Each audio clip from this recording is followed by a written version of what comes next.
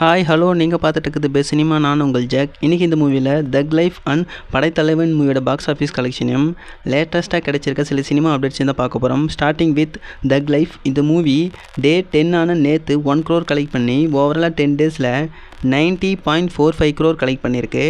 Next படைத்தலைவன் டே 1ல் 1.29 crore, டே 2ல் 0.89 crore collect பண்ணி 2 daysல 2.18 crore கலெக்ட் பண்ணியிருக்கு. இந்த மூவியோட ஓவரால் பட்ஜெட் பார்த்தோம்னா 5 crore.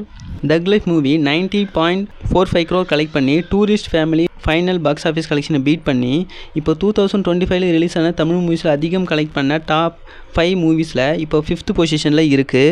நெக்ஸ்ட்டு சில சினிமா அப்டேட்ஸை பார்க்கலாம். நேற்று குபேரா மூவியோட ப்ரீ ரிலீஸ் ஈவெண்ட் நடந்துகிட்டு இருந்தது. இந்த ஈவெண்ட்டில் குபேரா மூவியோட ட்ரைலர் லான்ச் பண்ணியிருந்தாங்க. ட்ரைலர் லான்ச் ஆகி இது வரைக்கும் 12 hours ஆகுது.